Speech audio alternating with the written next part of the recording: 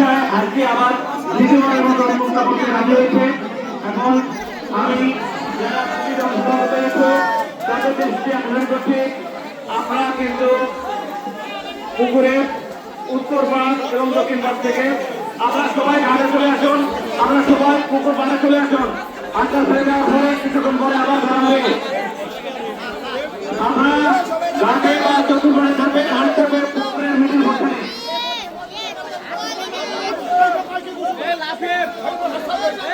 আমি যারা সাঁতারু হিসাবে আছে, যারা আইন করা প্রতিযোগিতায় অংশগ্রহণ করছে তাদেরকে লিখে আকর্ষণ করছি, আপনারা প্রত্যেকেই পুকুরে পাড়ে থাকবেন এবং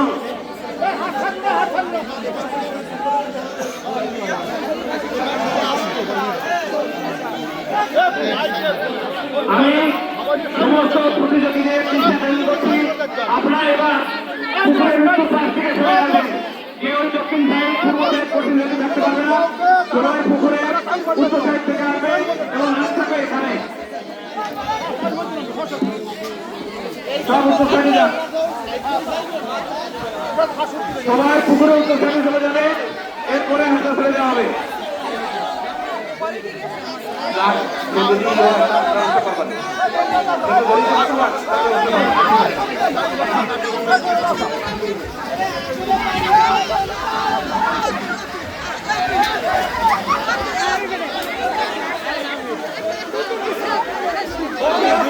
না না তাই একটা দিতে পারবে না,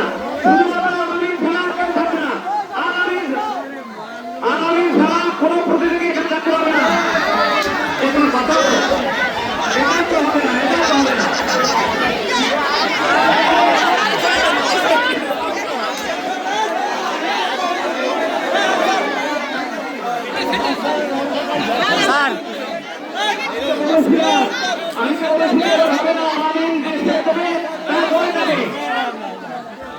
আমি তো হাত ছেড়ে দিতে বলছি, আমি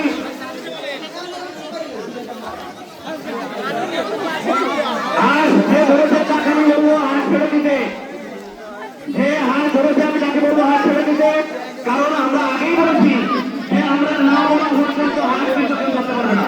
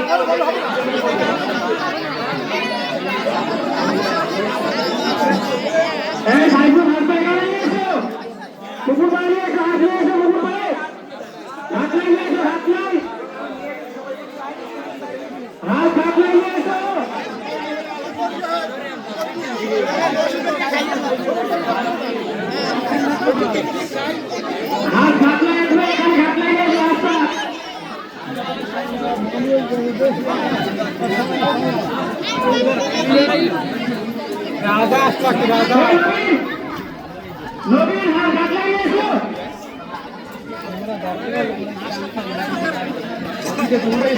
এখন প্রতিযোগিতার উদ্দেশ্যে বলছি, যারা প্রতিযোগিতায় নামতে চাও তাদের অবশ্যই উপরে আসতে হবে, পারে আসতে হবে। মাঝখান থেকে প্রতিযোগিতা শুরু করলে হবে না। আর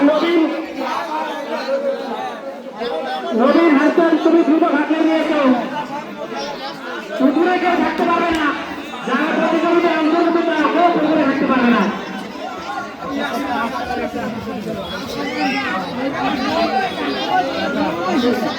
যারা প্রতিযোগিতায় অংশগ্রহণ করতে চাও তারা কেউ পিছনে থাকতে পারবে না। পারে এসো, সবাই চলে এসো।